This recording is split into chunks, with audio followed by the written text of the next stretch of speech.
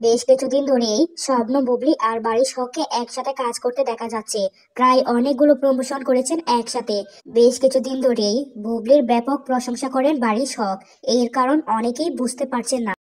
শাকিব খানের সিনেমার পারফেক্ট নায়িকা হচ্ছেন পূজা চেরি অথবা বিদ্যা সিনহা মিম। এমনটাই জানান শাকিব খানের ভক্তরা। তারা চায় শাকিব খানের সিনেমাতে দেশীয় নায়িকা, কোনো বিদেশি নায়িকা নয়। রিসেন্ট একটি ইন্টারভিউতে পরীমণি বলেন, আমি আমার দুই সন্তান নিয়ে শত আনন্দের জীবন উদযাপন করে যাব ইনশাল্লাহ। এবং তিনি শুকরিয়া জানান শাকিব খানের জন্যই ঢালিউডের সকল নায়ক নায়িকা ঢাকা ক্যাপিটালকে সাপোর্ট করছে।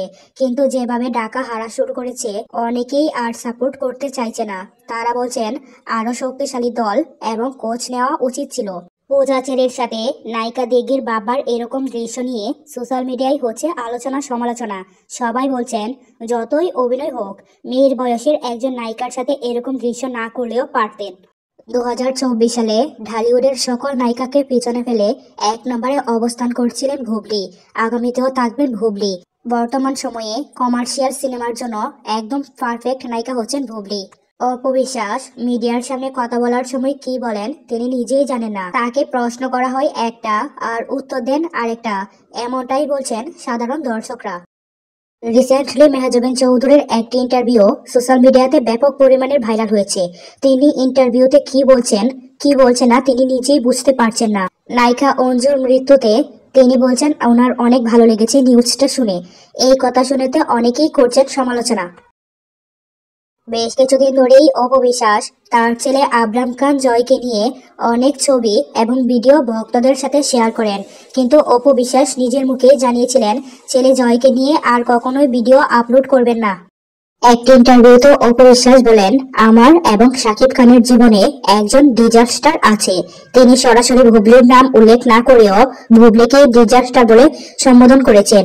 এই বিষয়টি বুঝতে অপবিশ্বাসের ভক্তদের দেরি হয়নি। বিবাহ বন্ধনে আবদ্ধ হলেন সঙ্গীত শিল্পী ও অভিনেতা তাহসান খান এবং মেকওভার আর্টিস্ট রোজা আহমেদ। তাদের জন্য অনেক শুভেচ্ছা রইল। বাবা এবার স্ত্রীকে সঙ্গে নিয়ে একটি অনুষ্ঠানে উপস্থিত হলেন ছোট পর্দার জনপ্রিয় নায়ক জোহান এবং সঙ্গে ছিল নায়িকা সাফা কবির। আবারও অসাধারণ লুক নিয়ে ক্যামেরার সামনে এলেন ঢালিউড কুইন অপু বিশ্বাস। তাকে দেখতে একদমই অন্যরকম লাগছে। 2025 সালে কি নিয়ে আসছেন তিনি? নতুন কিছু নিয়ে আসছেন তা দেখেই বোঝা যাচ্ছে। এই লুকে তাকে দেখতে আসলে অনেক সুন্দর লাগছে।